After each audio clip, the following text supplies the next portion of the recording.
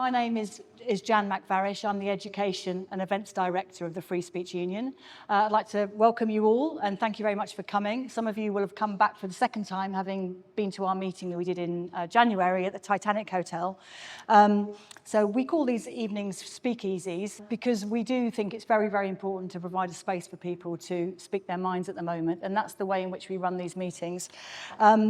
So when last we were here, the roof blew off the Titanic Centre just as we arrived. So I've weighed myself down with potato bread this morning. Hopefully it will do the trick. So a lot has happened since we were here in January. The government has been restored at Stormont. We've got a new government in Westminster, obviously, and we're going to discuss this evening the significance of the kinds of developments that are happening in politics for free speech in Northern Ireland and across the UK. And as you already have noticed, we've got an amazing panel here tonight who I'm going to quickly introduce. So first of all, we have to my left, we have Heather Binning. So Heather was born in Scotland, as you'll realise when she speaks. The fan club is here. She began her career in the Foreign and Commonwealth Office, where she held a number of overseas postings in places from Washington, D.C. to Kuwait.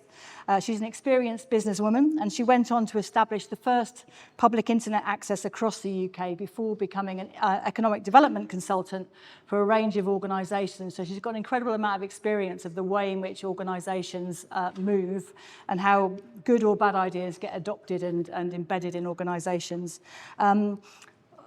Those of you who obviously really know Heather and are cheering for her, it's because she took up the baton of women's rights back in July 2021, bringing together a number of local women's groups across the UK, which grew to become the Women's Rights Network.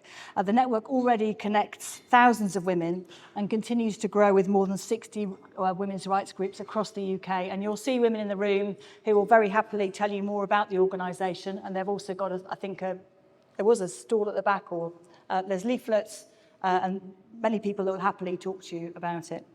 After that, we're going to come to, actually, this isn't the speaking order, so I'm just introducing the speakers. So Kate Hoey, again, no introduction needed, really. Now she's Baroness Hoey of Lylehill and Rathlin. She was born in County Antrim, where her parents were farmers. She served as Labour MP for Vauxhall in South London, my neck of the woods, for 30 years, from 1989 to 2019, and was appointed the UK's first woman Minister for Sport in 1999. She gained and has maintained a reputation for being one of the most independent, non-tribal and outspoken members of Parliament. And then we'll have Simon Chambers, who again some of you will know. Simon has been practising as a litigation specialist and problem solver for nearly 25 years and is based just outside of Belfast in Newtonards at Russell and Company Solicitors. Simon also practices in family and criminal law, conveyancing and commercial matters, and he's a member of the Law Society Council and is currently pursuing 2 gender-critical discrimination cases in Northern Ireland in both the Employment Tribunal and the County Court. And at the end there is Ruth Dudley Edwards. Again, I'm sure most of you or all of you will recognise Ruth. She's a historian, a crime novelist, political commentator, and an enthusiast for truth-telling. She runs a free speech Facebook page and has survived a number of attempts to silence her through libel actions, which she'll tell us more about later on. Again, you'll know Toby from the last time he spoke, and also those of you who are members of the Free Speech Union already will definitely know Toby. He's the General Secretary of the Free Speech Union. We are a non-partisan, mass membership public interest body that stands up for the speech rights of its members. Toby also co-founded the West London Free School and is the author of 4 books, the best known of which is How to Lose Friends and Alienate People, something which he may have put into practice at some point in his career.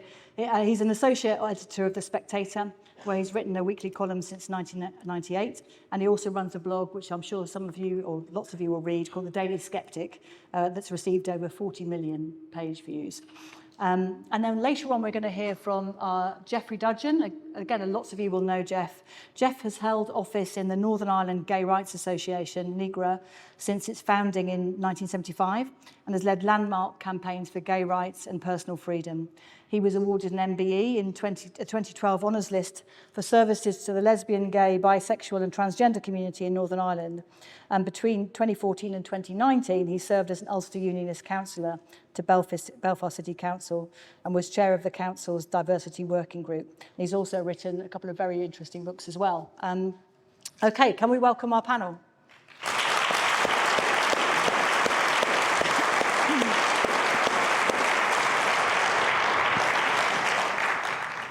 So the way this is going to work is that we're going to I'm going to ask a few questions of each of our panellists, and then we're going to come out to you in the audience to ask your questions, particularly to start with, especially if you've got particular questions for the panellists. That'll be really good before we go on to sort of longer contributions.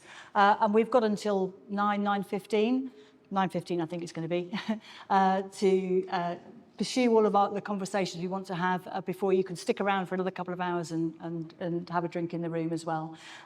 Okay, so first of all, I wanted to go to Toby and just ask him, get him to tell us really why it is that the Free Speech Union has set up as new Northern Ireland Advisory Council, and also maybe you could tell us a bit more about what the FSU's working on at the moment and what our priorities are for the coming period. Okay, thank you, Jan, and thanks to all of you for coming out on a Friday night. It's great that so many people are here. We actually had to put out more chairs to accommodate everybody, which is fantastic. And thanks in particular to our Northern Ireland Advisory Council. I think all of them are here tonight. So in addition to Ruth Dudley Edwards and Simon Chambers and Kate Hoey, we've also got Andrea McVeigh, who's here in the audience, and Ben Lowry, the editor-in-chief of the newsletter, and Jeff Dudgeon, who's going to be speaking a little later. So thanks to them for supporting our efforts to create a presence for the Free Speech Union in Northern Ireland. Why do I think that's important? I think free speech is under assault across the English-speaking world. It's certainly come under fire, in particular, since July 4th in the United Kingdom. And Northern Ireland is no exception. As I'm sure most of you know, and I think Simon's going to be talking about later, there was the Marinan review, which recommended various changes to the law. And some of those changes, it was a review into hate crime and whether various forms of speech needed to be criminalised, and he concluded that they did, and it looks like they're going to be. The Justice Minister, Naomi Long, has said that she's going to incorporate the first tranche of Judge Marinan's proposals in the sentencing bill, which is going to be presented to Stormont next year. And that's just going to be the first tranche, and the others will follow, she said. So you have a really big fight on your hands if you want to defend free speech. But the good news is that the people of Northern Ireland are not particularly keen on these new laws. We hired a professional polling company to conduct an opinion poll. It was admittedly a couple of years ago, but the findings were really, really encouraging. So 61% of the respondents, this was just in Northern Ireland, felt less free to express themselves than they were 10 years ago. And amongst those aged 25 to 64, those born during and living through the Troubles, that number rose to 64%. 63% believed that refusing to use someone's preferred gender pronouns should not be a hate crime. And that obviously is one of the concerns about the various changes to the law that are going to be happening over the next few years. 80% of our respondents thought that any new hate crime legislation in Northern Ireland should include robust free speech protection, that's something that Judge Marinan had specifically said wasn't necessary. And 81% agreed that people with opposing views should be able to engage in a full and frank exchange without being prosecuted for hate speech. And I guess the last one I thought was very interesting, which is that 63% believed that including sectarianism as a hate crime would result in police being bombarded with vexatious complaints about things their political opponents had said or done. And they thought that this would aggravate sectarian tensions. It wouldn't ameliorate them. It seemed like a majority were opposed to making sectarianism specifically a hate crime, though I understand that you can receive an enhanced sentence already if sectarianism is considered to have been a motive in a crime you've committed. But that, I think, will be emphasised and underlined a lot more in the changes to the law that are coming up. 79% of the people in Northern Ireland thought that being offended was a price worth paying for freedom of speech, and 2/3 agreed that freedom of speech today is hindered by political correctness. So the findings of our poll were that there's a huge amount of support amongst the general public in Northern Ireland for free speech, no enthusiasm at all for this raft of laws coming down the pipe. And I think my hope is that the Free Speech Union can help galvanise that opposition and help create a campaign against these various changes to the law. I thought I'd talk briefly, if I had Jan, not in answering your question about what the Free Speech Union is preoccupied with, or rather, well, I thought I'd talk about what the kind of rationale is for all these hate crime laws. What is it that the people behind them are hoping to achieve? And I think it's partly a kind of typical example of the hubris of the kind of ruling class. They imagine that they can do something about the climate, that via legislation and regulation, the climate can be changed. They think they can take on and defeat viruses. And similarly ambitious and wildly unrealistic, they think that hatred can be defeated. That's a flaw in human nature that can be eradicated via legislation, regulation, police activity, which is clearly wildly overambitious and unrealistic. And when you ask them to kind of justify why they think criminalising various forms of speech, having the police go round and record non-crime hate incidents when a hate crime is reported, and so forth. Why do they think all this kind of activity is really important? Why is it going to combat hate? The rationale is often that if we criminalise various forms of hatred, if we try and nip burgeoning formed expressions of hatred in the bud before they escalate, we will contain it. That's the kind of rationale. But if you look at the effect of introducing laws, hate crime laws, criminalising various forms of hate speech and so forth, the evidence is that they don't actually result in a reduction in the number of hate crimes being reported. A law was passed in the United States after a gay man was killed. It was a famous hate crime. And actually, after that law was passed, hate crime reports increased. In the UK, the first tranche of laws that Naomi Long wants to introduce in the sentencing bill, they've already been introduced in the UK, hasn't caused any reduction in hate crime reporting. Turns out that it's not very easy to legislate against hatred. But interestingly, when you point this out to the advocates of legislating against hatred, it doesn't land, it just washes over them. And Harry Miller, a great opponent of non-crime hate incidents who we've worked alongside for many years now, he FOI'd every police force in England and Wales last year to find out if they'd done any analysis of whether the recording of non-crime hate incidents had resulted in a reduction of hate crimes. So they've been recorded since 2014. We estimate that about 250,000 have been recorded in the past 10 years. That's an average of about 65 a day. Have they had any discernible impact on reducing hate crime, which is the theory behind them? If you record people committing acts of hostility, supposedly motivated by hatred, it will send a warning shot, and they will be less likely to commit hate crimes thereafter. And Harry asked if they'd done any analysis. Turned out they hadn't. They hadn't tried to do any kind of analysis. They hadn't even, in many cases, recorded the data in a way that you would be able to do any kind of granular analysis. And the reason is they don't really care.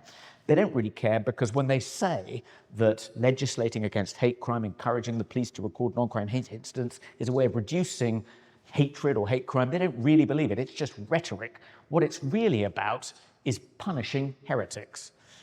They are like people in the grip of a religious cult. But one of the facets of this religious cult is that the people in the grip of it aren't aware that they're in the grip of a religious cult. like Keir Starmer, they think they're unburdened by doctrine.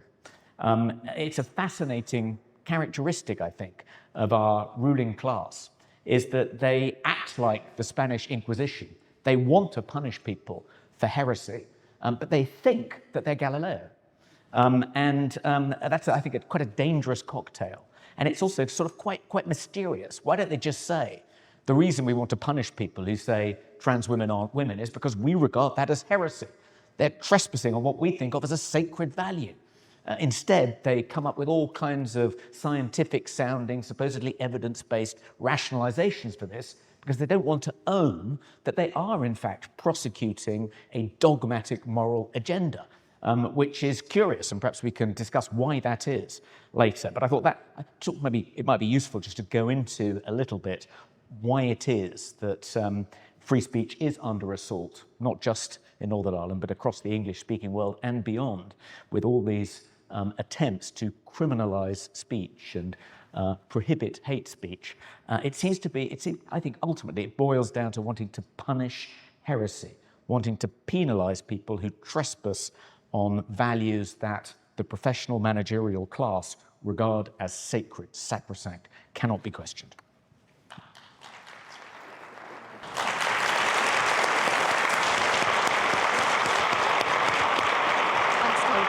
Now we're going to go to Simon, and Simon's going to very hopefully outline his sort of analysis of what has been proposed so far by the Justice Minister when it comes to hate crime. Thank you, Jan. The Justice Minister announced last week that she proposed only to introduce aspects of the Morrison recommendations via an aggravation offence model, which would be a bolt-on to existing crimes rather than create a new offence in and of itself. There have been some whispers, or perhaps it's wishful thinking, that the Justice Department officials have recognised the turmoil, controversy and attendant policing costs that have befallen Scotland and Ireland, and are quietly pressing for a shift away from full implementation of Morrison. But there's no such humility from our Minister, who blames time constraints and the Department's need to triage on the basis of emerging priorities for the watered-down legislation, and she made a rather ominous promise to implement all of Morrison's recommendations in the next legislative mandate. In the Assembly last April, the Minister stated that she had no plans to introduce a provision describing somebody's biological sex or misgendering as a crime, and any legislation would be developed in accordance with Articles 9 and 10 of the European Convention of Human Rights, which are the freedom of thought, conscience and religion, and also the freedom of expression, with the intention being to protect all private conversations irrespective of where they take place. Interestingly, however, during that same debate, the Minister accused some of those who had commented on the Scottish and Irish bills of quite deliberately stirring up hatred. Of concern, however, is also the comment by the Minister in last week's announcement of an intent to legislate to allow new protected groups to be added by regulation in the future. And there's been an alarming mission creep of such regulatory instruments being made since the days of COVID and the time of emergency powers.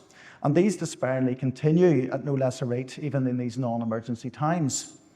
This leads to poor lawmaking with little or no public or parliamentary scrutiny or debate, and hastily passed laws create problems of compliance, enforcement and comprehension. This backdoor on the proposed legislation is thus a warning of problems to come, and perhaps a tacit admission by the Minister that the proposed legislation will be a movable feast, adaptable to the whims of any special interest group du jour. The Minister also proposes to add sex, gender and age as protected characteristics. Here in Northern Ireland, we have already the benefit of protection for religious groups and racial groups, and we feel that this will lead to fertile ground for misrepresentation and misinterpretation, as all this is to be placed in the hands of the investigating police officer. The current law and manner of dealing with prosecutions may require some updating, as it cannot be proper, even from a defendant's perspective, that they stand vulnerable to a late bolt-on by the judge in Northern Ireland when sentencing of a racially motivated aggravating feature, as this would lead to a lack of proper opportunity to prepare a defence.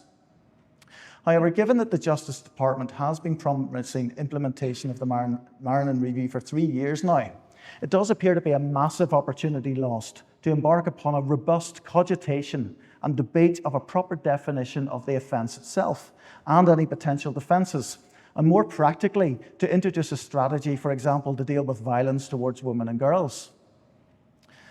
Another alarming recommendation of Morrison is that a judge should take into account not only hostility, but bias, prejudice, bigotry, or contempt, each of which lower the evidential bar further still. Each additional factor here will only give the police and the PPS more scope to add subjectivity when laying charges. I have witnessed in my own practice an alarming rise in the application by the police and the PPS of an eye of the beholder perspective when considering charges of the recently introduced coercive and controlling behaviour charges, when considering, on occasion, weaponised by the complainant without any rigorous examination. Objective assessments are blithely ignored in the push to hit conviction rates. I have little doubt that the same zeal will be applied by PSNI and the PPS upon introduction of the new proposed offences. This will lead to demonisation of defendants at a much earlier stage of the process by dint of the simple reporting of the charge. For example, an individual simply charged with assault of an elderly gentleman outside a pub is unlikely to lose their job. However, the publication of an assault aggravated by hostility under the hate crimes legislation under, for example, ageism, would lead likely to a loss of employment and social status prior to any conviction or trial. I would hold concerns about the level and delivery of training provided to the PSNI and the PPS. I think, in fact, it's taken 2 years to train the police in Scotland, and we've seen there, you know, the cost that's been felt across the board there, and the PPS in considering whether to apply such a charge and whether it could or will remain untainted by special interest groups who might have some say in delivering that training or influencing who provides same. All of this really casts a pall on the continuing ability to exercise free speech and even to cause offence. The core of protected speech was examined by the European Court of Human Rights in 1980 in a UK case, which found that protected speech means not only information or ideas that are favourably received or regarded as inoffensive or as a matter of indifference, but also to those that offend, shock, or disturb. Such are the demands of that pluralism, tolerance, and broad-mindedness, without which there is no democratic society. Even in the domestic courts in the UK, a 2020 case held as follows. Free speech includes not only the inoffensive, but the irritating, the contentious, the eccentric, the heretical, the unwelcome, and the provocative, provided it does not tend to provoke violence. Freedom only to speak inoffensively is not worth having. I fear the road to disconnecting the consequential act of violence from the speech itself is now well laid and has already been embarked upon by our Justice Ministry. Thank you.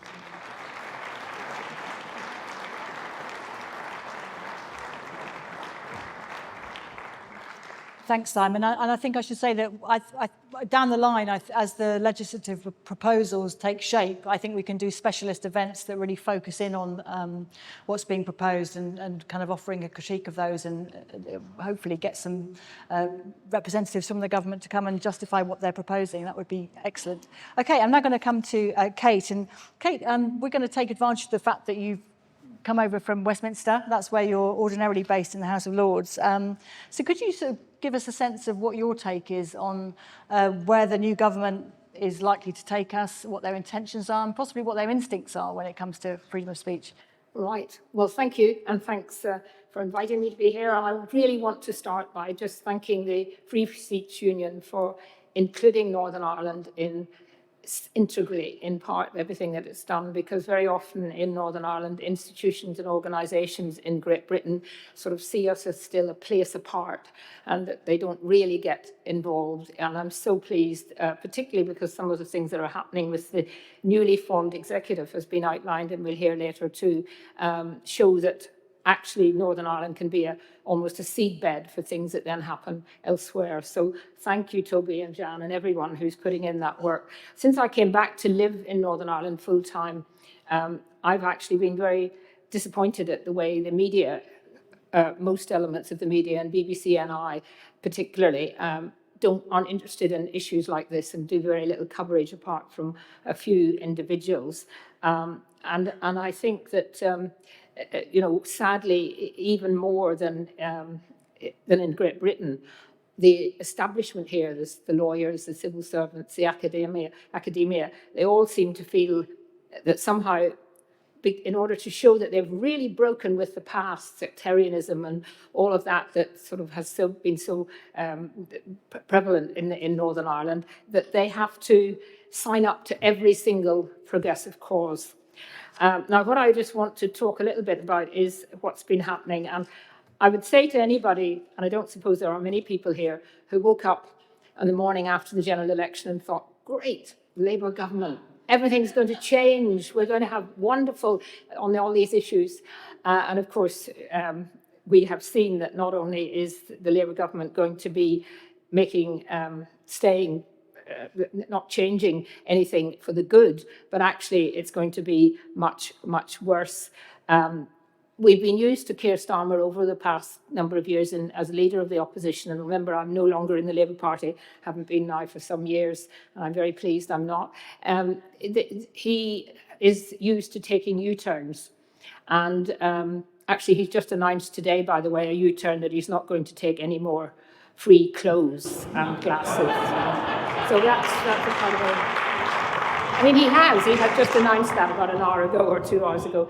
Anyway, looking at the Lords and what's been happening, I mean, what we've seen really here is that some of the better things that we managed to happen during the last year or so in the Lords, for example, the online safety bill, which was fought very, very hard to get it to be less draconian.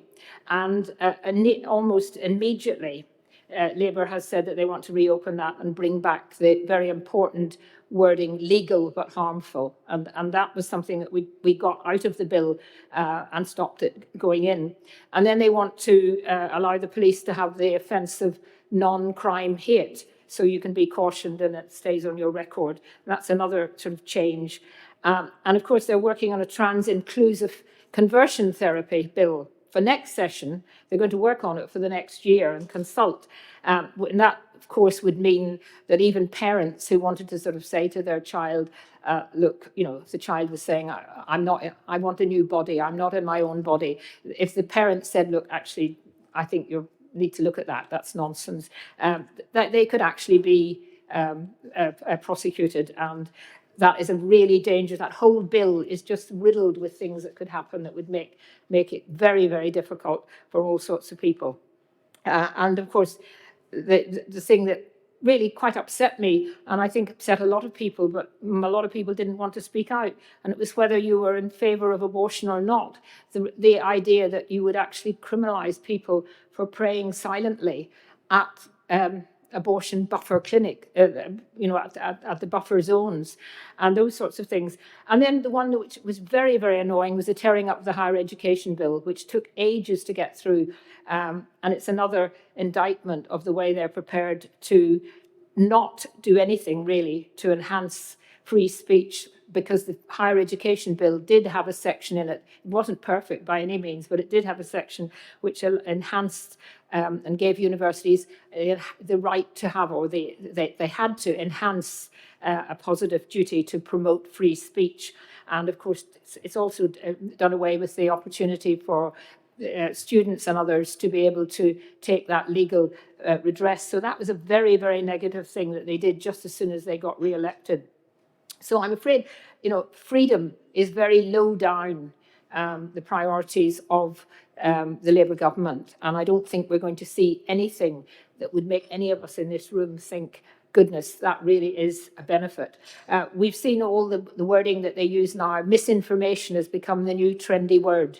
I asked a question in the Lords about, was the government also going to take responsibility for misinformation? In other words, that part where they basically said that anyone who is out protesting peacefully over the recent problems that we've had on the streets across the United Kingdom, even if you were peacefully demonstrating, you were labelled as far right. And that to me was a misinformation that was just as shocking as some of the things that perhaps they might have been trying to stop. And we've seen all of that during the recent riots and the attempts to label people and not to allow anyone to express an opinion that might not fit into the actual cultural idea of the establishment of what is right and what is wrong. But there's one bit of just, finally, just on one other very important thing, we all got a letter at the beginning of September, every member of the House of Lords, signed up by the government chief whip, the opposition chief whip, the convener of the crossbench peers, which are a very, very important part of the House of Lords. That's all the sort of, the great and the good, former chancellors of universities, permanent secretaries at the European Union, civil servants, top judges, all of the very much the sort of great and the good. And they signed up to it as well, of course, understandably, as the Liberal Democrats, who tend to sign up to anything that looks like gives them a little bit of a headline. And it was actually talking to all of us about welcoming us back, and then talking about how we needed to be careful in our debates facing the difficult issues that the country face. It's important that we do so with courtesy. Well, we usually are very courteous in the House of Lords, to wish to listen and read the debates. It's especially important against the backdrop within the public domain of increasing misinformation and fear. And we as a House must ensure a debate that does not descend into vitriol, fine, use of false facts, or use of rhetoric designed to offend and inflame. Now it may just, when you read it first glance, you might think, oh, that's fine, that's all about politeness and being nice. But actually, it's a very, very, I think, worrying, and many of us in the House of Lords have felt that was a very worrying, almost threat to people. Even in the House of Lords, you have to say the right thing, otherwise you're going to be, people are going to find it that there's some kind of retribution. But finally, the one bit of good news, I hope it's going to be good news, it will be finalised at the beginning of October. Obviously, as Jan has said, as a former Minister of Sport, I'm very, very interested in sport, and I know there's going to be perhaps more discussion on that later, but we have managed every year, the House of Lords gets 3 special select committees. And we've been trying for some time to get one, which has gone in now, supported by Baroness Hayter, myself, Baroness Ludford, Baroness Jenkin, Lord Wasserman and Lord Treesman. And it's an inquiry into an inclusion in sport. The terms of reference would be to review sports bodies' policies of female inclusion in amateur and elite sports with reference to their biological sex as compared to gender, and to make recommendations. And if we get that, that is a really big opportunity, I think, for a select committee to look at this all in a very independent way, but to come out with what I think will be common sense at the end of it. So that's my thought.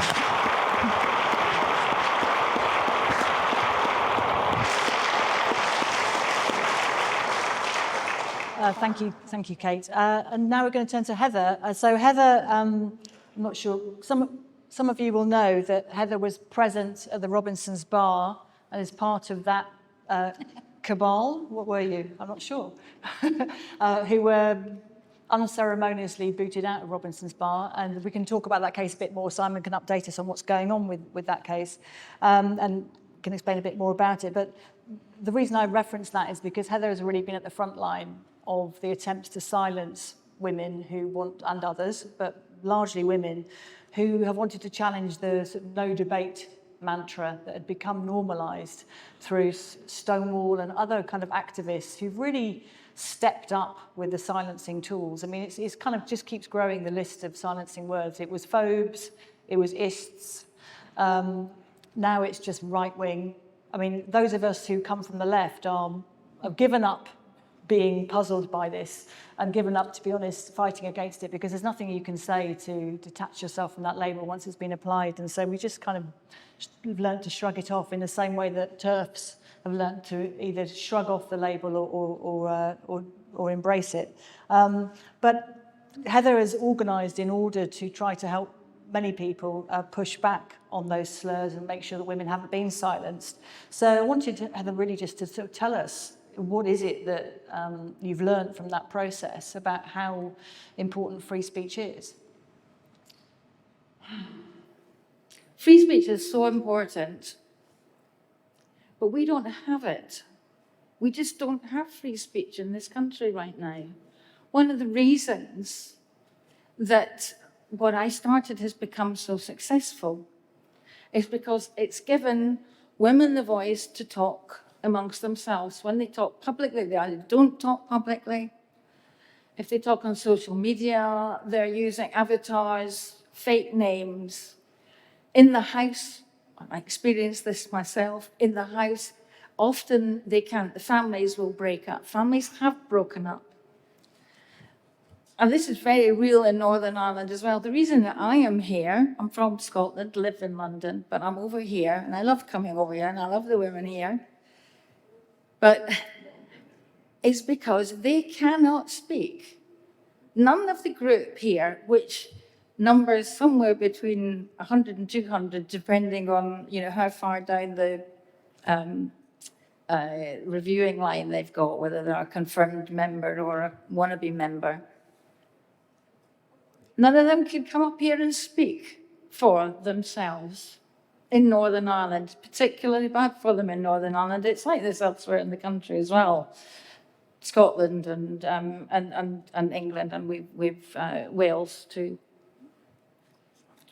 So it's particularly bad for them here.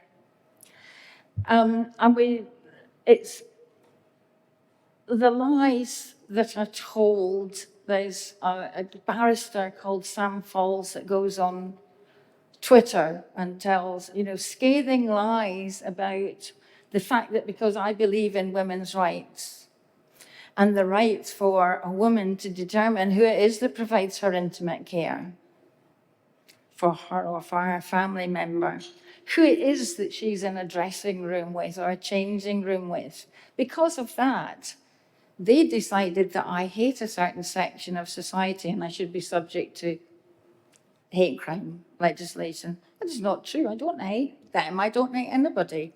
But I want the rights that we should have. And most importantly, I want to be able to speak about those rights. It fills me with dread if we don't stop this happening, if we don't stop the fear. It is fear. Women are frightened about their jobs, about their families, about their relationships. This thing has captured us because automatically, to say the wrong word automatically defines you as some kind of manic monster with hatred in their hearts. You need to see the women. I hope you don't think that I'm pretty representative. We're pretty, on the whole, pretty middle class, pretty mild, pretty meek. It's pacifist demonstration. We talk to people, we persuade people, we encourage people. We don't go around inciting others to violence. We don't hate people. So it's a quite meek feminist movement, but we are determined. We're very determined and we're very passionate because rights that most of us remember that some decades ago, when we didn't have equal rights in employment and so on, you could argue we're not quite there yet either. But there were rights that were fought hard by us, by our mothers, by our sisters. And we've got those rights, and they are being swept away in a heartbeat by this ideology that tells us that we have to accept that a man can become a woman. And it's just biologically inaccurate, scientifically inaccurate, and there's nothing in this world that will make me believe that. But the threat from free speech, if we're not able to stop it, it's going to advance. There are some things that we can still talk about. So surrogacy is a bit of a controversial subject for many. Some are for it, some are against it. The Scottish government is advertising for eggs at the moment. It wants young women from the age of 18 to come forward and allow their eggs to be harvested at the cost of £150 each. And last year they spent £180,000 advertising that. Now, whether you think that's right or wrong, this is damaging to women. This is a dangerous process for them to go through. We need to be able to talk about whether that's right or wrong, because there is a lobby that says that's absolutely right, and we should harvest the eggs from women to do. We need to have that debate. We don't get proper progress. We don't advance society and advance humanity if we don't have proper debate about the issues. And if we're not able to shed the light on these issues that we're facing now, it's going to get worse. It's going to get worse. On the legislative changes that might be coming up, I just want to support the idea, and Toby said that the people in Northern Ireland don't support what's going. We have absolute evidence of that from the numbers of people that come forward for us. But also, they didn't support it in Wales, they didn't support it in Scotland, still went forward.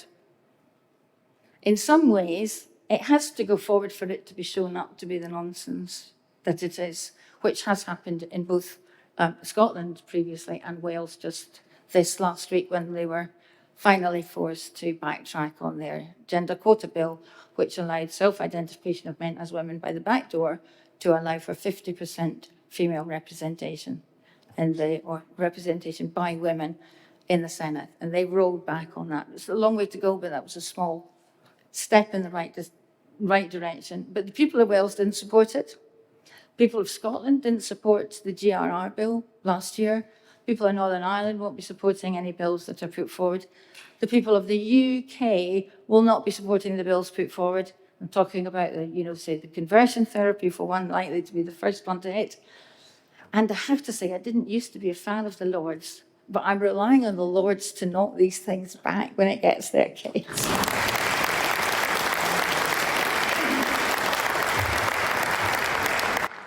Yeah, I think a lot of us have arrived at that position against our previous political positions, I think. I just wanted to add something to what you said about fear, actually. And one indication of that is that today, Slugger O'Toole, Brian's here from Slugger O'Toole, and they very kindly published a piece by one of our Belfast members about why the left has to stand up for free speech and actually has to step up and stop playing a kind of tribal game and assuming that those who defend free speech are only doing it for cynical reasons to pursue a particular agenda. It's really great that Slugger O'Toole ran that piece, but it was really noticeable that the author cannot use their real name. That's a really bad sign. Nothing in that article was controversial, and nothing in that article was, saying anything remotely that should be beyond the pale. And yet they can't use their name because they're fearful of the consequences for them, because they know what happens, which is that those who oppose them will go for them, and they will go for them in their workplaces and various different places. So that's really the kind of culture that we've got to try and challenge. And so I just wanted to kind of flag that up and also point you towards looking up that article, because it's a really, really good defence of free speech. And so now we're going to come to Ruth, who's all the way at the end.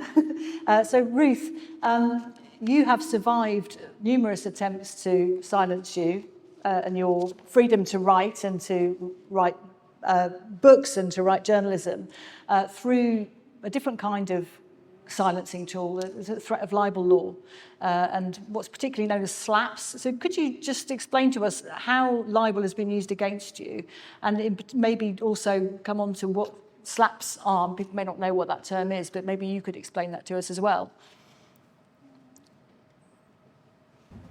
Well, I could make this terribly complicated, but I'm not going to. I can avoid it, because I tried to keep up with what's happening in the Irish Republic, where I come from, in Northern Ireland, which I came to love, and in England, where I live. So, the legislation and all this is different. What is basically, I think, true is that what I have realized, what all those jurisdictions have in common, is sensible, ordinary people who are saying, we don't like this, and up with it, we will not put. And they're essentially on the side of free speech. So we always have to remember that, and we always have to bear them in mind. I wrote books of a not particularly contentious kind, and I did non-political journalism until 1994, when I began to write about the IRA, which bothered me a great deal. And I remember the first tranche of furious mail. I'd never had the experience of that before. So I was in my late 40s, and I remember picking up the first one. The issue then was that the IRA had gone on, not ceasefire, cessation, they called it. So they had kindly said they wouldn't kill us for a couple of years, possibly a couple of years. But we were to make haste to have a settlement that suited them. And I wrote a critical article about this, essentially saying, don't give the buggers anything, which is my general line. And I still remember the first letter. Remember, people had to write abusive letters in those days. They had to go and find a stamp and an envelope and a pen. So you had to give them A for effort. So I opened this one. I don't remember if it was in green ink, but it should have been. And it said it was taking deep offence at my suggestions that the lads were not serious about peace and that they might go back to war. And in order to make this point, he was unable to resist saying, I can't wait for the lads to go back to work and blow your ugly fucking head off. I saw a certain level of contradiction in this.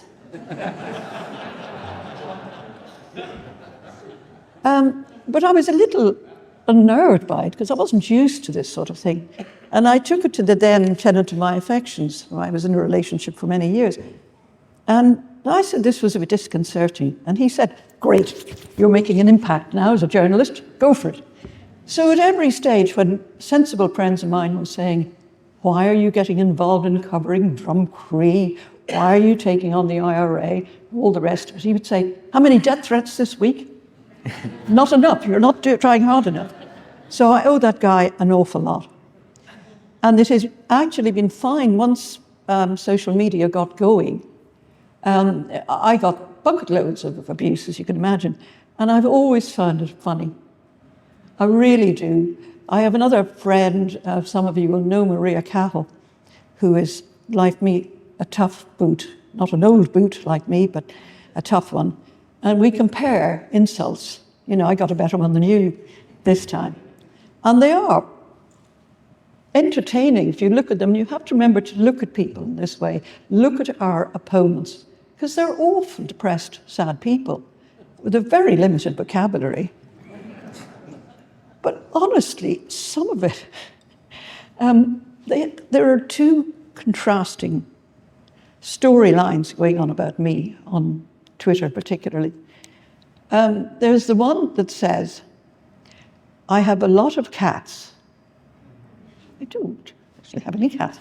I have a lot of cats. I'm a sad, bitter old bigot who lives alone with on a urine-stained carpet. You know, in the smell of cat's piss. I remember that was the other day. Yeah.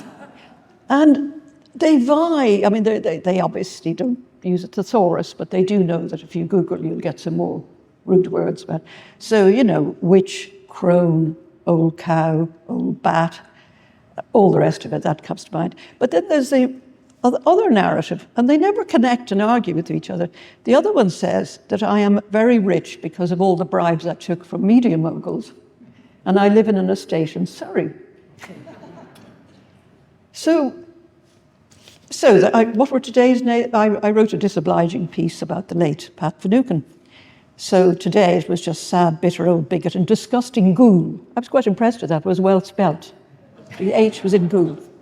Who was trolling the Irish people, which you've given me a level of importance I haven't had before. I don't know how you troll the Irish people, but that's what I'm at anyway. So that's how I am with, I was actually thinking idly that maybe instead of pronouns, we could have badges with our favourite insults on. So I think I'll choose fascist crone because I'm a fascist now. And I'm certainly a crone. So that's how I deal with this stuff. And honestly, none of it does anything but make me laugh. And ring up Maria and say, I got a better one today. But what's important about knowing about the Shinners is the Shinner bots, as they are known, they do have an effect on stifling free speech. They do frighten people. They disgust them. They upset them. They drive them away from social media. And they are, of course, orchestrated. And this is why we're not talking about free speech in the normal way here. There is the enemy of free speech in Northern Ireland. It's all driven by Sinn Féin. It is because they want control, and they want to control people. So they have an army of Shinner bots, and they absolutely work under instructions. And this is always disputed. You know, Mary Lou MacDonald will explain that no, it's just that the people are aroused with horror and shock at the nasty things you've said. But it's not like that, because I remember, I still treasure this actually, there was a stage when my colleague on the Sunday Independent, Owen Harris, got into terrible trouble because he had written an article opposing Mary Lou MacDonald in which he had said she was stirring the pot politically. And the cartoonist on the thing had shown a picture of a witch in a tall hat. And as one man, the Shinner bots were in action and all this. Now, these are the people who call me a witch and a crone all the time. But overnight, Owen Harris became attacked for using such language. Anybody using the word witch was now a bad person.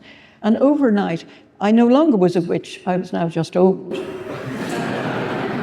And it was taxing for them, you know, and my sympathy goes out to them sometimes. But the point was, they switch on and off. Absolutely. They're a trained mob. So that's where I am with the social media. Now, the law cases that came up, I was quite honoured by this, really.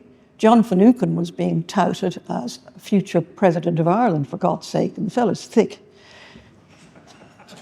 But, you know, not that that stops you becoming President of Ireland, I have to say, recently.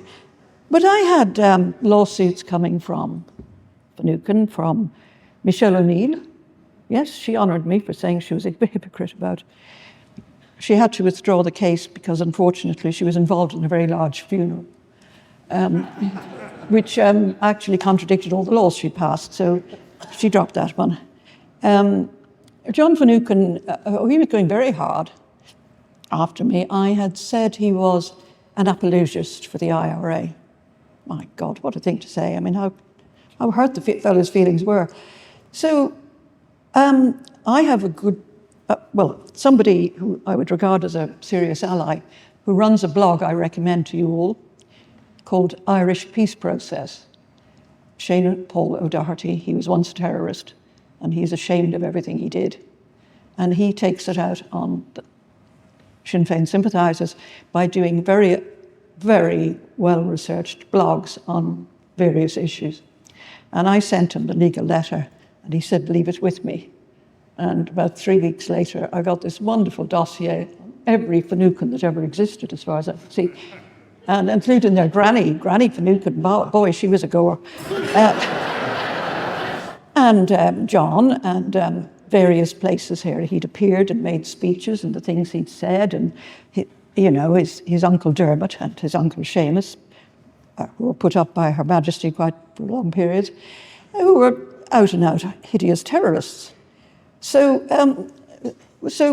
Shane and I discussed what to do with this, and we decided to put it on social media, the dossier, and he never wrote to me again. So there are things you can do, and we must remember as individuals. A lot of this was before the Free Speech Union came along, which has made everything different for people like me, because there is a security now. Now, you still don't feel free to say what you like. And newspapers, I can't write what I was writing 10 years ago, except on social media. I can't write the sort of articles I did. Newspapers are running scared because the Shinners were taking them to court for everything. Now, it is a big help. I mean, you may say, how can they afford to do this? I remind you of the Northern Bank robbery 20 years ago. 26 million quid goes a long way, even if you're employing lawyers. And they have detachments of lawyers, and they use them. I mean, they go through, certainly in their heyday, they were going to every academic book published on Ireland to see if somebody had slipped up. A friend of mine got done because it referred to somebody as being an ex-prisoner because he was chairman of the Ex-Prisoners Association. But it couldn't, because of a technicality, he hadn't been an ex-prisoner. So that had the book taken off the shelves. So, I mean, that was an awful tyranny. Now, slaps. Slaps came into the game some time back. And then I'll get on to Jerry Kelly, who is my very favourite person at the moment. Slaps, strategic lawsuit against public participation, which essentially means that you are trying to shut people up. And you're trying to do it not over one small issue. And what you have is a political party which is dedicated to shutting up its critics. Fortunately, I've seen people utterly and absolutely terrified by this. Because the fact of the matter is, if you have a small income, or even a little bit more than small, it costs you money to answer a solicitor's letter threatening you with a lawsuit. You live in fear because you have a house that you could lose. You are terrified because you know these people have limitless funds. And they started suing politicians as well. I mean, some poor, unfortunate DUP councillor was sued. You know, he didn't have money to resist, and people caved in all the time. So the deal was quite simple, really, where, you know, you promised to be good and never to say anything again, and not be a nuisance, and you went quiet. Editors were terrified. So the fact that slaps has come into the news is good news for people like us. Now, Jerry Kelly, then, I have a principle, a belief that actually the bad people always overreach because they get greedy. And Jerry Kelly was the case in point for me, because he was the one who went through with the case. And I mean, he must have been completely and utterly nuts. I said he'd shot a prison officer in the head. He used to travel Northern Ireland with a book in which he boasted about his prison escape and what a brilliant job he did and how they got out of the jail and everything else. He didn't actually say, I shot this guy. He said, well, there was two of us there, and tee-hee. So that was Jerry. So I happen to have friends. I didn't have to involve the Free Speech Union because I have good friends who are lawyers. And we must always remember the decent lawyers who have done things pro bono over the years. And we stuck it through. And in the end, Jerry Kelly had a judge saying, Malachy O'Doherty and I were the two people. We were sued separately, but it was the same case. The judge threw it out as scandalous, frivolous, and vexatious. The judge said it was aimed at stifling just critics. It was absolutely savage ruling. And the thing is, for the first time ever, Jerry Kelly, somebody who was suing for libel had to pay the costs of the people they were suing. So he paid Malachy's costs and he paid my costs. And Shillers did not like this very much. It also made him look like an idiot. I mean, he is a bit of an idiot, but he's a very dangerous idiot. So what we have going for us, and we have to keep remembering this, you've got the hubris of the ruling classes, which Toby was talking about, the punishing of heretics, all these things are true. But all of these things are done by people, and people are vulnerable, even terrorists. All of them. They don't want to be made to look foolish. So what I would suggest is, what can we do? We can all support the Free Speech Union for a start. I think it's miraculously successful. And it gives people comfort and hope and courage. And that's very important. And people like us crowdfund for people, and Toby's outfit will tell you how to do it. He'll provide you with the right people to take on the case. But you have to remember, in the end, as individuals, we mustn't get frightened by these people. Laugh at them. They hate being laughed at.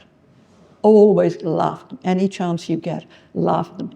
Jerry Kelly was very frightening when he had a gun in his hand. He doesn't have a gun in his hand anymore. He's an aging man who's just been revealed to be a fool.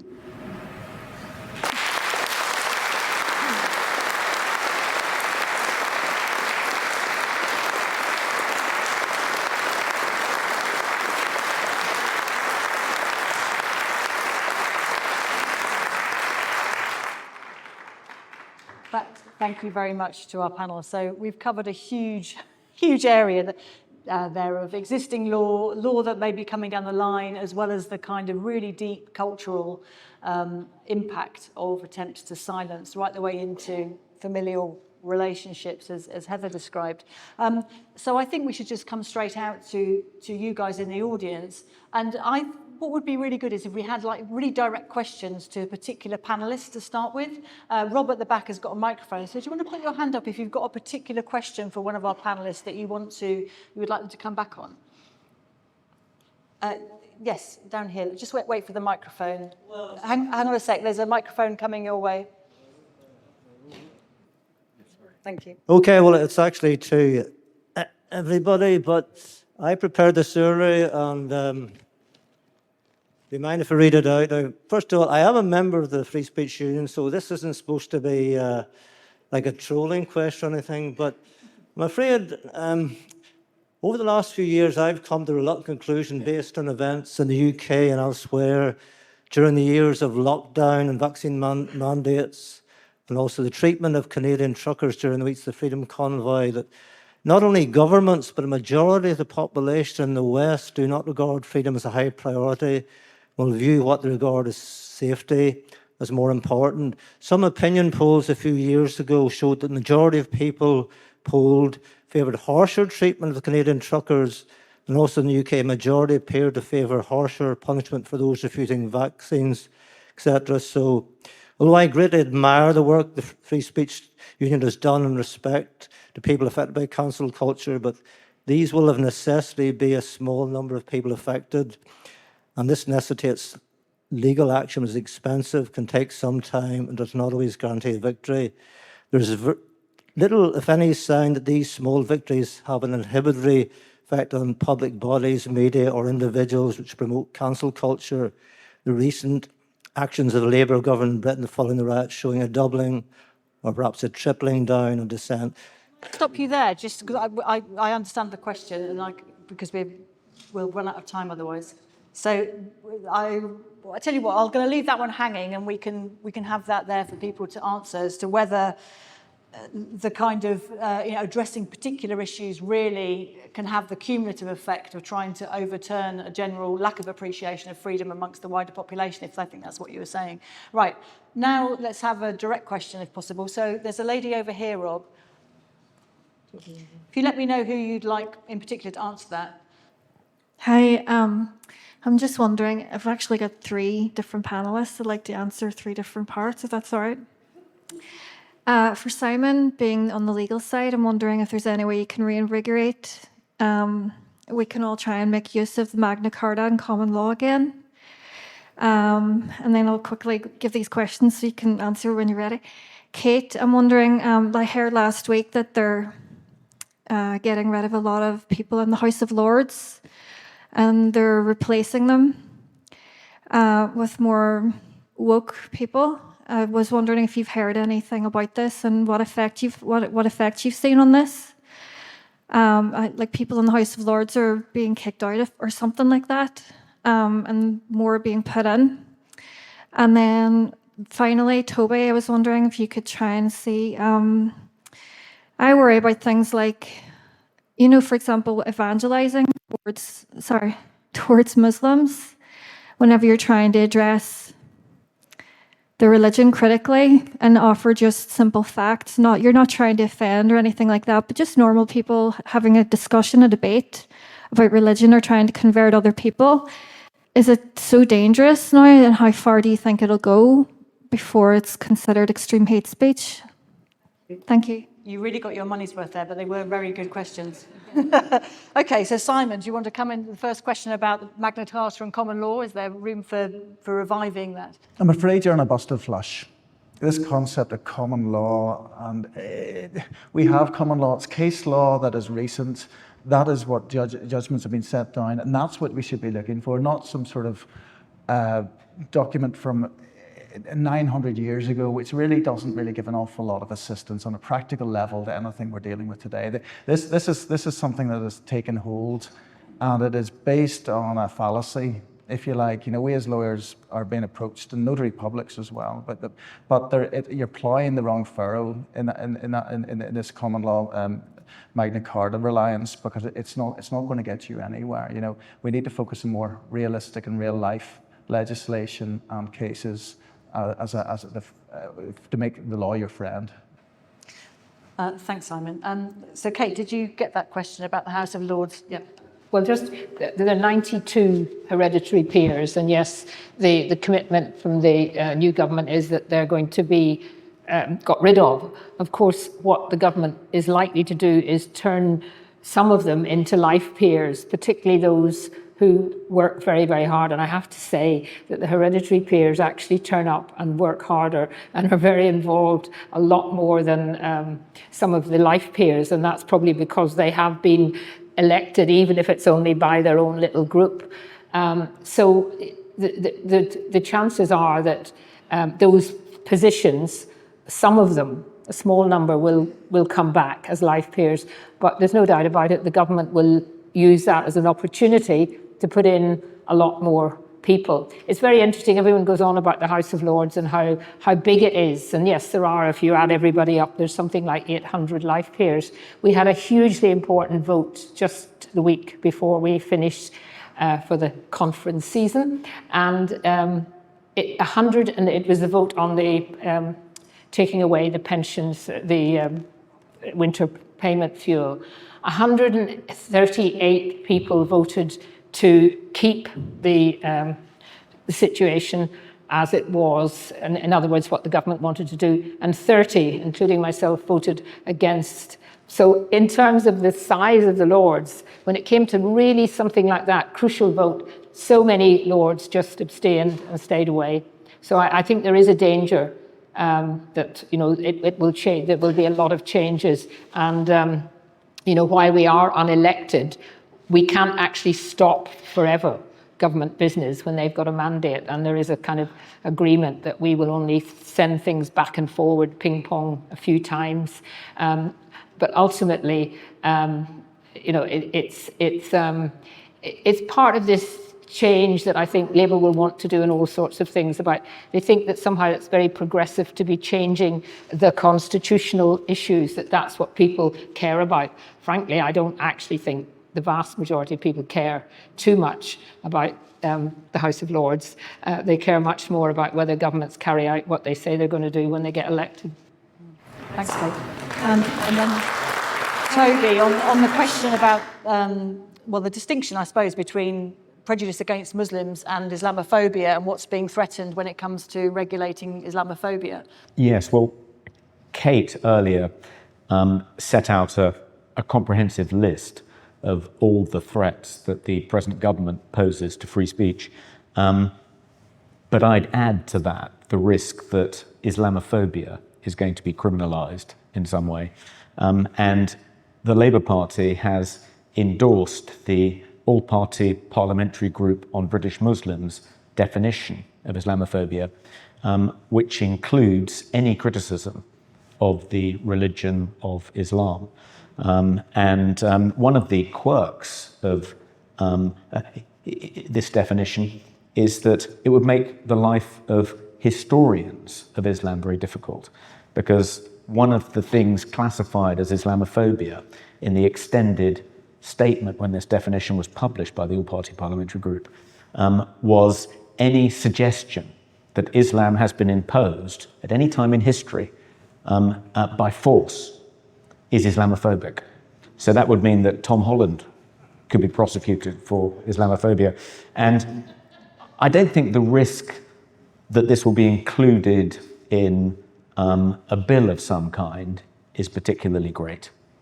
I don't think that this government would have the balls to actually introduce a Muslim blasphemy law by primary legislation. The way it'll be done is via the back door. So it'll be advice to the Director of Public Prosecutions and the Crown Prosecution Service that if someone says that Islam has been imposed by force on some populations in some parts of the world, that should be classified as stirring up hatred on religious grounds, which is already an offence under the Public Order Act. The police will be encouraged, they already have been encouraged by Yvette Cooper, to record Islamophobia, broadly defined as non-crime hate incidents. So I think we will see the gradual prohibition, the introduction of an Islamic blasphemy code, but it won't be via primary legislation. It'll be through the back door. Thanks, Toby. Right. And other direct questions? It's actually very good if you direct them to a particular panellist. Yes, there's a chap over here, Rob. If you stick your hand right up, you can see. Thank you. Thank you. Could I ask a question to Simon, please? So the last few years, I've been looking into the pharmaceutical industry and vaccines, for example. And one thing I've come to see with free speech is in some places there are whistleblowers, for example, in the pharmaceutical industry, who, for whatever reason, are not taken seriously and often denigrated and ignored.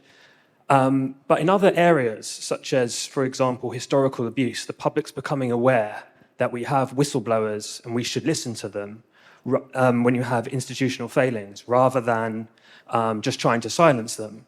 How do you think we can best address the challenges to getting out very important information from these huge corporations and industries like the pharmaceutical industry, where there's such massive amounts of financial interest? Because I think it's causing not only lack of free speech, but material harm to the public, because they're not aware of information that the whistleblowers are trying to bring out. Thank you. Simon? The difference between the two examples that you used there really can be money is the big differential there.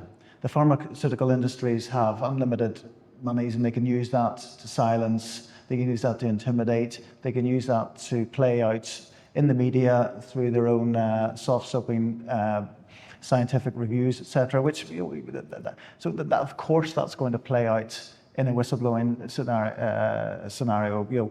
Anybody that attacks them, they will defend it and they will use whatever powers they have at their disposal to defend themselves and silence the voice, the critical voice.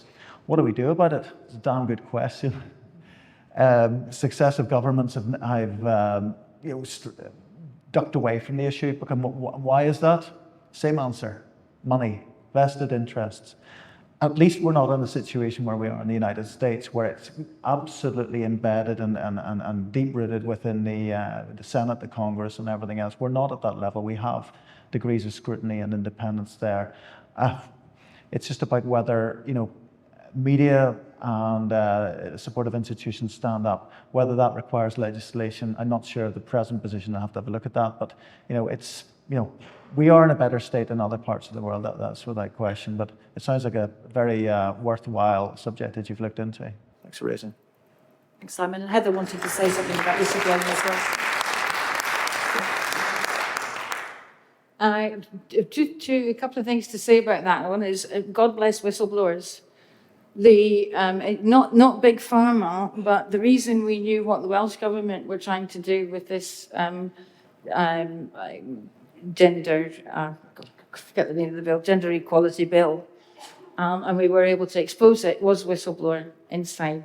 That we got advance warning of it when we were able to put our ducks in a row. So God bless them.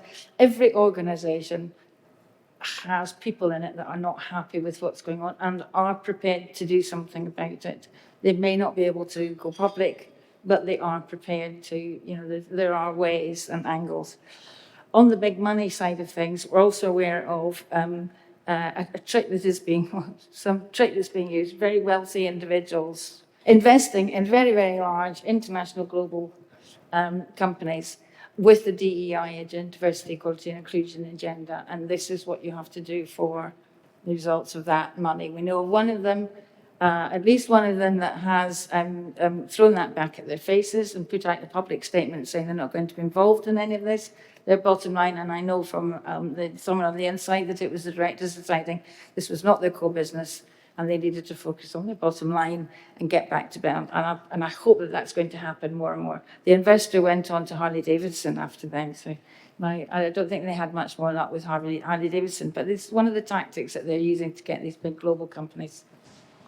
Thanks, Heather. I'd also refer people to an event we held on the CAS review, and we had a number of whistleblowers from the Tavistock Clinic speaking at that, so that's up on our YouTube channel if you want to watch that.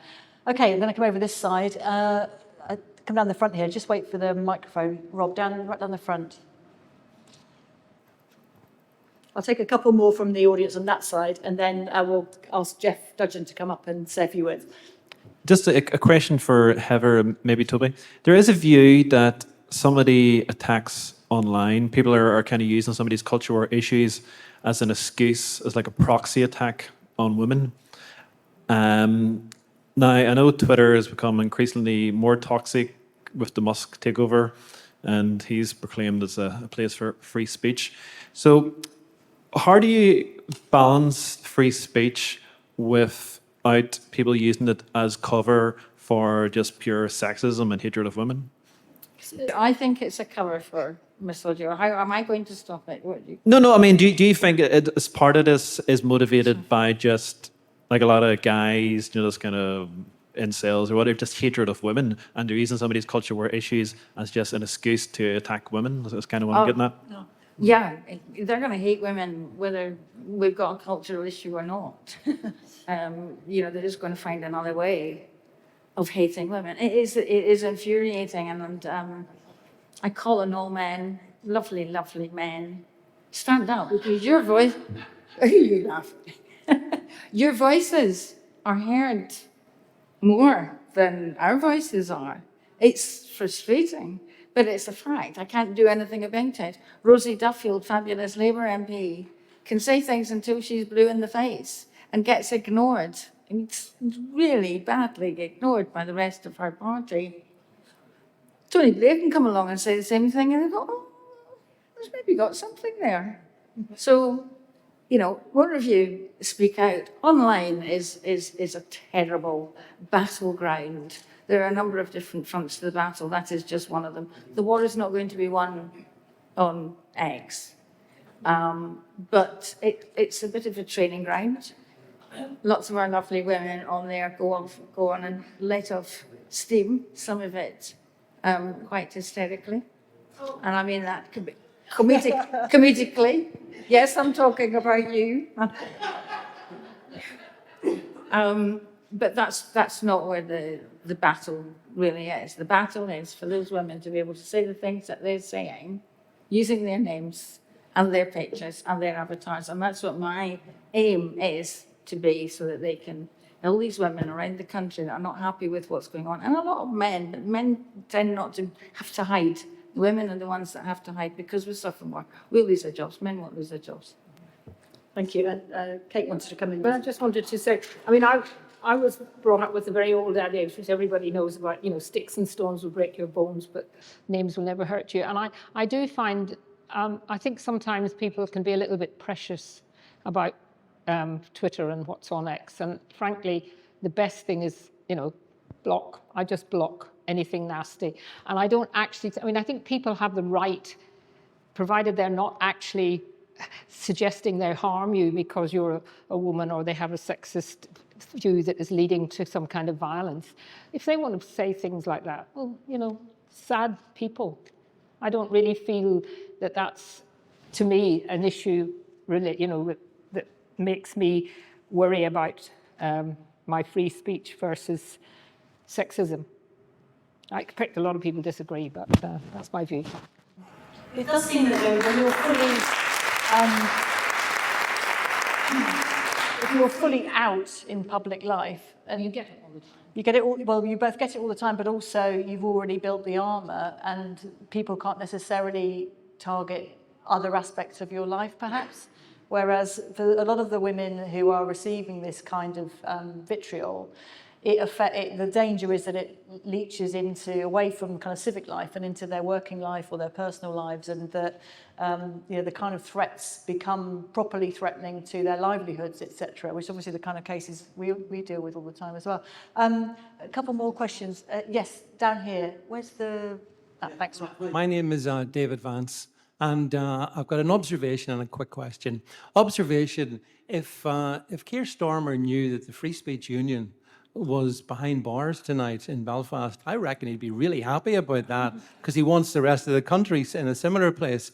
And then the question for Toby is, Toby, in the aftermath of the protests / riots following the Southport massacre of the young girls, were you surprised at the behaviour, the language used by from Keir Starmer, Yvette Cooper, Crown Prosecution Service, the Home Office?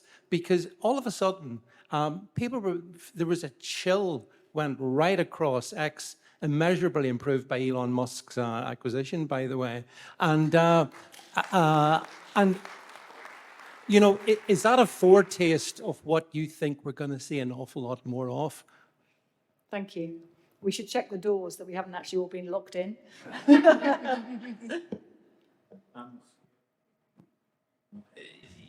I expected things to get worse under this government, but I didn't expect them to get so bad so quickly. And even I think, have been shocked by the absolute contempt in which they evidently hold free speech. Just to answer your question, I think the solution to people saying obnoxious, offensive things on X is not for governments or the EU to step in and impose prohibitions on misinformation, disinformation, and hate speech. I think the solution is to give people, users, the tools to specify whether they want to have an unrestricted Wild West type experience on X or a much more sanitized, anodyne experience. And you can do that. But I think you give people the tools to be their own content moderators. Don't trust states and state regulators to do that for you, because they'll invariably weaponize those tools in order to suppress dissent. I was disappointed by how many people that were arrested and charged because of things they'd said on social media, either about the Southport murders or the reaction to the murders. Disappointed by how many of them pleaded guilty. I think they came under enormous pressure to plead guilty, and in many cases were told that if they didn't, they'd likely be kept on remand for at least a year, and there'd be very little chance of them being bailed. One guy we know said to us that he pleaded guilty because he wanted to be home in time for Christmas. And he was led to believe that if he pleaded guilty, he'd get a relatively light sentence. In fact, he's not going to be home for Christmas. We have got a couple of cases we're working on in which people have pled not guilty, and we think they have a reasonable chance of being acquitted. One guy pleaded guilty to stirring up racial hatred because he had reposted 3 memes on Facebook. And they were, they were, on the face of it, funny memes. They were about Muslims, but they weren't, by any stretch of the imagination, likely to inflame the disturbances, to cause people to leave their homes and go out and riot. It just feels as though, when you look at the extraordinary lenience shown to Hugh Edwards, it's as though the values of the authorities now are that Islamophobia, even of a very mild kind, is more severely punished than paedophilia, which is an extraordinary state of affairs, and I didn't think we'd get there as quickly as we have.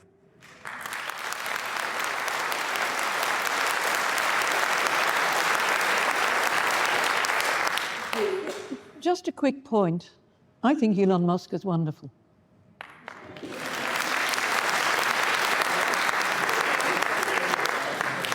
He gets things wrong. Of course he does. He's a busy man. He's the richest man in the world. he's a genius. There's no question about him being a genius. What he's done in 3 or 4 different areas has been beyond almost anybody ever. And he cares passionately about free speech. And he is making mistakes, but he's on the side of people like us. Thanks, Ruth. I can see a few hands, but I'm going to ask Jeff Dudgeon MBE to come up. He's going to come to the lectern and just, he's going to give us, a tour d'horizon. That's what Jeff said he's going to do. So he's going to give us a kind of a view from Belfast, from Northern Ireland.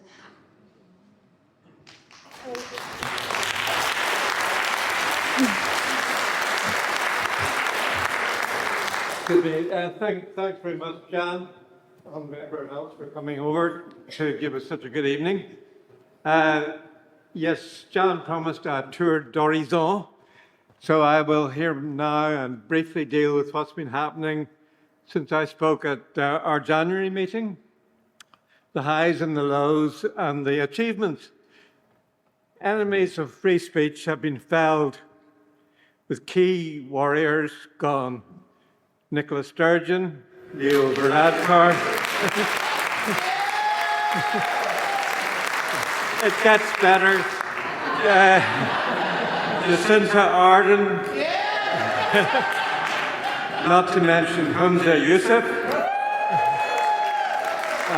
And Mark Drakeford in Wales. So is free speech winning? Well, the UK is moving in the opposite direction under Sir Two-Tier Keir. As Kate has explained, the long march through the institutions has been completed. Reversals have hardly started, but there have been some victories, notably in the courts, as Simon has indicated, and may yet happen here. Scotland has seen turnarounds on accepting the Cass report, conversion therapy, and a separate Scottish Bill of Rights, as Heather has indicated. The referenda in Ireland that I referred to in January have changed everything south of the border. I said then in a rare, accurate prediction, I quote, "In March, Southern voters have to answer 2 related questions in a needless referendum. The first is whether to remove a somewhat outdated reference to women from the Constitution, the only particular reference to women in the document. The second would redefine the family as anything you want it to be. With defeat looming, this may be the high tide of Irish identitarianism." And it was. The result finished off Leo, put the Greens out in the subsequent elections, and checked the rise of Sinn Féin, who are in retreat in the south, although woke as ever in the north. But the hate crime bill continues in the Dáil. Those referenda gave impetus to, or enabled, a particularly nasty burst of ultranationalism in the Republic, far right, you might say, which continues. The woke can't deal with that sort of extremism, as it can't deal with truth. And if you watched the RTE program last night, you can recognize the fact that the academic experts who spoke endlessly on the program had absolutely nothing to offer how to deal with unpleasant and unnecessary hatred that makes the race riots, if you want to call them that, or protests in Belfast in July look rather minor. So it's become our responsibility as free speech warriors. We can explain and divert the rage, but we need the media to be honest and to avoid censoring reality, which just feeds the frustrations of ordinary people. So just to run through locally what's been happening. The Alliance Party may have peaked electorally, but there are no signs of it waning in its enthusiasm for restrictions, much like the Liberal Democrats. Naomi Long's hate speech legislation is still gestating, as Toby and Simon have pointed out. The Ulster Unionist Party's Liberal leader was removed, some said because of his liberalism, but he was replaced with an even more liberal leader. So I think the assessments were inaccurate, but I'm only a member. The DUP is split three ways between Liberals, local heroes like Jim Shannon, and Tovies. The Tovies are the followers of Jim Allister MP. He leads the TUV, a party which has good instincts on free speech, which may be hard to swallow for some, but it is true. I was on the panel for the prestigious Gay Pride Talks Back event in July, representing the party. As expected, I was the only voice out of step with the orthodoxy and trans, and was duly shouted at and shouted down. I pointed out some realities, however. The ban on puberty blockers for children, introduced by my party's Minister of Health, was here to stay, and rightly so.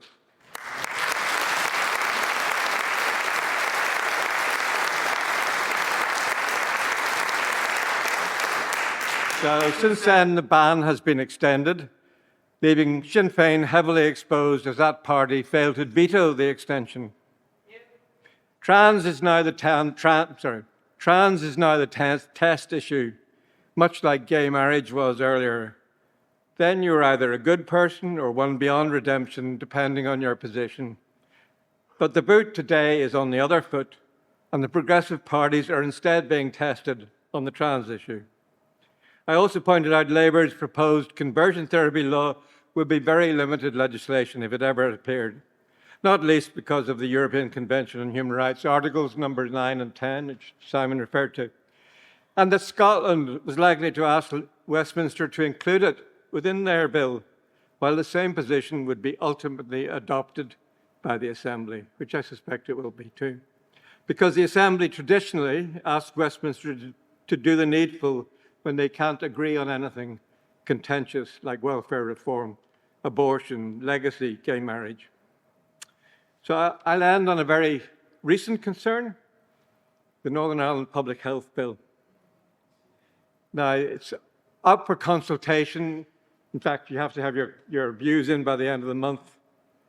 Some of its proposed impositions are positively draconian. When I was first sent an excerpt, I thought it was fake news and advised caution. But when reading the draft, it requires, amongst other things, a person to submit to medical examination, or be removed to a hospital, or be detained in a hospital or other similar establishment, be kept in isolation or in quarantine, disinfected or decontaminated, forced to wear protective clothing, forced to provide information or answer questions about their health. There would, however, be no forced vaccinations.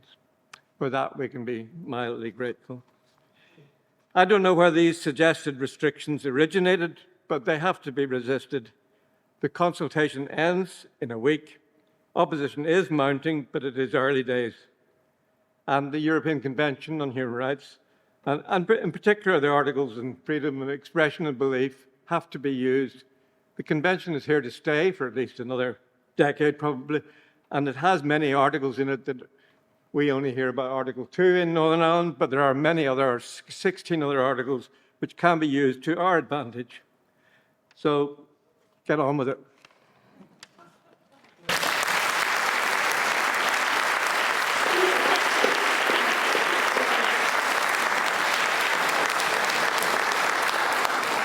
Thank you, Jeff. And I don't know how many people have seen it, but there's an amazing video that I was alerted to where Jeff takes on a panel at a Pride debate here in Belfast. And it's just the most brilliant example of somebody being able to, well, willing to engage with people who disagree with him, but also of just doing so with such grace. And so if you want a lesson in how to carry on engaging in public life, even when the tides are turning against us, then watch what Jeff does. It's really exemplary. I just wanted to come back to a few things on the panel before we wrap up. Simon, is there anything you wanted to say about the latest updates in the cases you're handling? Well, in terms of what I am allowed to say, the good news is they are moving through the courts apace. The Belfast Film Festival case, which is the employment discrimination case, is listed in January for a week, and it's going to be a trial. I don't think there's any prospect of that one resolving itself, so we're busy preparing for that, aren't we? And Similarly, we had our first review before the judge with the Robinson's Bar case on Monday. You might have seen that in the local media.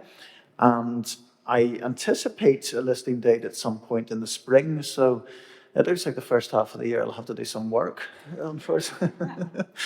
But yeah, we're again. The defence appears to be characterised by those individuals within the bar who were wearing T-shirts that said statements such as "woman equals adult human female" is actually offensive. It's offensive to our other clientele. It's offensive to our staff. So never mind that we are discriminating against you for holding that belief. We will put our other customers and staff first if they feel that they are offended. Funnily enough, whenever the bar was cleared by our clients, there was nobody left in it. So I'm not sure which ones were left to offend. Maybe they were hiding in the toilets. So that's a challenge. I think there's a decision has been made to fight it along ideological lines rather than focusing on a legal defence. Maybe think that there's deeper pockets in the progressive wallet there than there is with us reactionaries. And then, Kate, I just wanted to see what you thought about where we're at with women's sports, because obviously that's one of the things that most people, have become aware of, I think, over the last year or so. And I'm, minded of people like Sharon Davis, who we had a great event with Sharon when her book came out, Martina Navratilova, Daley Thompson. I've just wondered what you think the prospects are for making some more progress. Well, I think, as we've said about other things, there's been a kind of culture of fear and intimidation which has forced a lot of women, particularly younger women, out of sport or walk away and keep quiet, because what there seems to be still is this push towards inclusion in sport, which is actually excluding, it's female exclusion. And I think what we have to be demanding, some governing bodies have taken action, particularly athletics, swimming, cycling, have actually adopted what they call a female category protection, usually after something's happened in their sport. But football, which is the growing sport for young women, has not adopted that. They've taken they say nationally that they've got 72 people that they have accepted who are trans, that they can play in women's sport. But what is not happening is that there are a lot of people, particularly in smaller clubs across the country, where someone turns up and no one is able to sort of stop them being part of the team, which has then led to safety grounds as well. I mean, apart from the whole question of unfairness and in terms of competition, it is actually not safe for sometimes for women to be playing with people who who are obviously still men. And I think what we need to be demanding is all sports governing bodies have that section which ensures that they have to have a female category at every level, and that all gyms and local councils have to ensure that female changing rooms, toilets and women-only activities exclude all male, however they identify themselves. So there's a lot more to be done. And I did speak to someone quite high up in the Northern Ireland in football here, who's high up in women's football. And her attitude was, oh, well, we haven't had a problem here. Well, I think the issue has to be that you have to be ahead of the problem and you have to get this sorted before it gets to a situation. So it is going to be a growing problem and something that people just have to speak out and recognise that it is not common sense to have mixed sport where you have women playing against men in a situation where the men are saying they are women and they're clearly not women because of the fact how they were born, and you have to keep to that. It's just, I mean, as a former sports minister, I was just horrified when this all started to happen recently, and it is fairly recent, because it just never occurred to me that this would be what could happen in sport. So I think we have to speak out about it, and we have to get, the media and journalists and all to take it much more seriously and not just see it as a sort of, oh, well, that's just not a very important issue. Thanks. Thank you.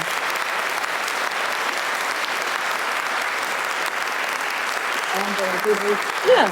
So, do you want to tell us what you've got planned for women's Well, rights? I'll pick up on that, Kate. We call it the inclusion delusion.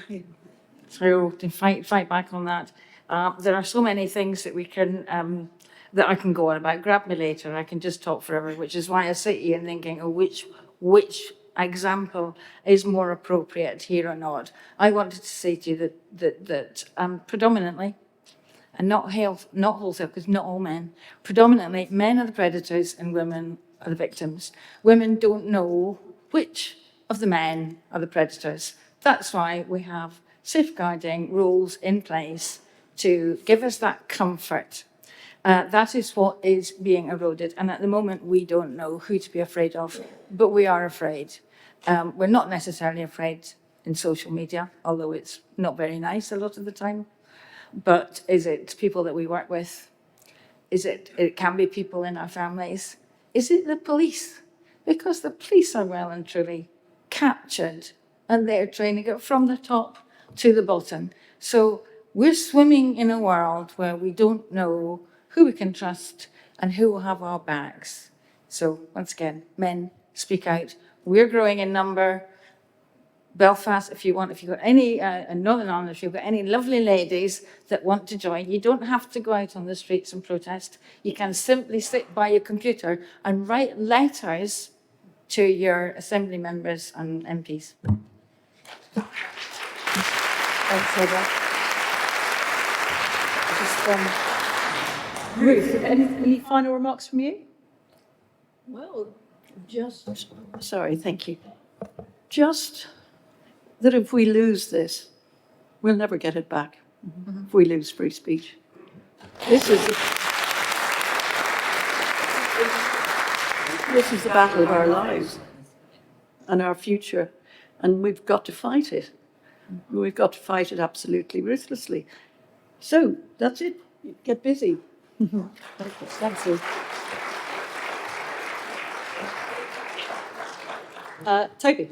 Yeah, just to echo what Heather was saying about how captured the police have become, I was asked to comment by the newsletter, I think yesterday, on the fact that the PSNI wants to scrap the dwelling defence. It's extraordinary, isn't it? You'd think they'd have enough to do without actually policing conversations in people's private homes.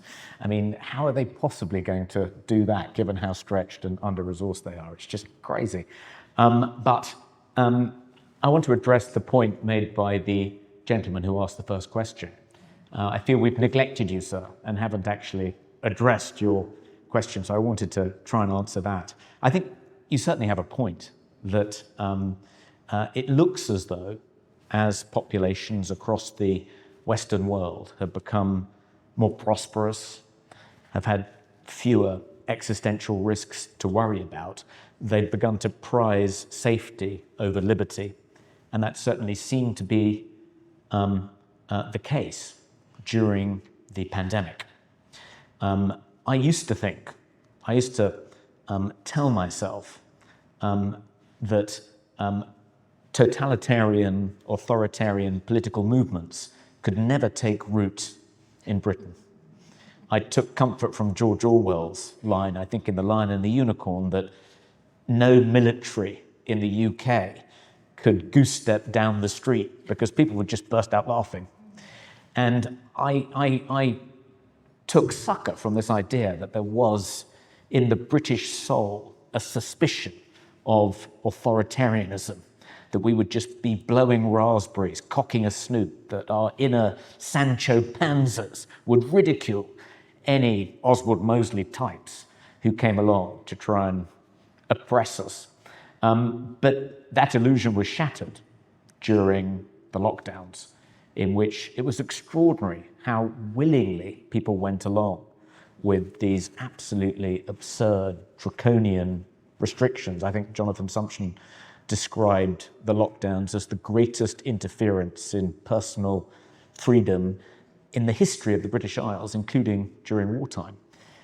So certainly I had a crisis of faith and thought, blimey, is this cause lost? But I think there are some things we can take comfort from. There are some reasons to remain hopeful. One is, as Geoffrey said, many of the politicians who are in power, who imposed the lockdowns, have found themselves out of office. It's almost as though being in office during the pandemic was some awful curse. So Drakeford's gone, Nicola Sturgeon's gone, Boris Johnson's gone, Humza Yousaf, who was the health minister at the time of the lockdown, he's gone, Jacinda Ardern's gone, Dan Andrews in the state of Victoria's gone, Trudeau's clinging on, he'll probably go at the next election in Canada. So it's as though the public are waking up to the fact that something terribly wrong happened, that there was this grotesque interference in their liberty, completely disproportionate to the risk posed by the virus. And they're beginning to punish the political leaders responsible for that. I think another reason for hope is that I think the technocratic managerial class that have been in charge across Europe and across most of the English-speaking world, their attitude to dissent, to challenge of their most fundamental values, of their programs, whether it's globalization, mass migration, celebration of LGBT rights, their way of enforcing these particular political programs is to demonize anyone who dissents from them, anyone who criticizes them in the public square as far right, as beyond the pale. They don't want to engage in debate. Their policy, the policy of the trans rights activists of no debate, that seems to be the policy to a great extent of our centrist masters. Let's not engage in debate. Let's not try and make a decent fist of defending these policies in the public square. Let's just cast out and demonize and smear anyone who challenges them. Didn't work in the case of the trans rights activists. They're now losing that battle. And it looks as though they are going to lose. They haven't lost yet. There's a lot left to do, but it looks like they're going to lose that fight. And similarly, if you look at the results in the European parliamentary elections earlier this year, an extraordinary number of populist parties did extremely well. It looks like Macron may lose the next French presidential election. I think Keir Starmer, God willing, will only be a one-term prime minister. Their policy of refusing to debate, of refusing to set out their case in the public square and make an argument for it, of just demonizing their opponents and suppressing free speech because they don't want to have to defend themselves, it's not working. And I think eventually they'll wake up to the fact that it's not working, and whether they do or not, they'll be turfed out. So I think you're right that we don't value our liberties and particularly free speech as highly as we should. And that may be particularly true of young people. But it's up to us to persuade them, to persuade people who don't realize how important free speech is. I mean, often the radicals, the political activists, the people who you would expect to be defending free speech and who did defend free speech until relatively recently, everything's going their way, so they feel they don't have to defend free speech any longer. But Ira Glasser, the legendary head of the American Civil Liberties Union, who fought a number of really pivotal First Amendment battles in the 1960s, enabling the civil rights movement to organize, protest, march, he made a really good point. He said that speech restrictions are a bit like when you've got the enemy in your sights, speech restrictions can seem a good idea, like poison gas can seem like a good idea when you've got the enemy in your sights, but then the wind changes. I think we've got to persuade younger people that the wind may be in their sails at the moment. They may not need to worry about being silenced, being demonized, smeared, cast out, like older people are, people who don't share their radical progressive views, but the wind can change, the wind will change. So it's in their interests to defend free speech. I think we all need to make that argument, but if we can make that argument, I think we can still win this fight.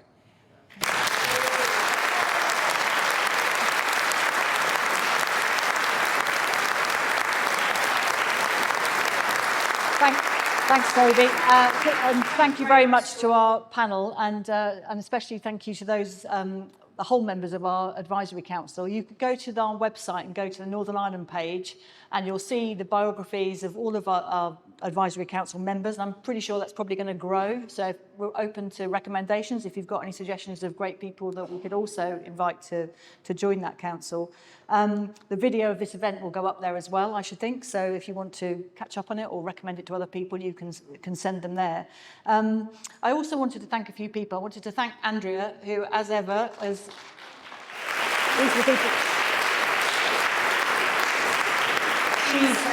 She's the one that brought us to this venue. She's a very ambitious events person to talk to, because she's always trying to get us to go to ever more glamorous places. So I'd also therefore like to thank all the staff at the Crumlin Road Gaol, which those of you watching on video may not realise that's where we are. But we're at the Crumlin Road Gaol, which is a fantastic place to hold events at, and people hopefully have had the chance to go and have a look downstairs and give us something to put the fear of God in us and make sure we carry on fighting for freedom when you see the cells downstairs. I also wanted to thank Rob Kellner, who's come all the way from Manchester to help out. A brilliant FSU member who organises his own meet-up group in Manchester called Counselling Council Culture, which is very hard to say, but it's a very good opportunity for people there to have their say. And also Fraser Hudgton, who's the director of our Scottish office, who's come over from Edinburgh.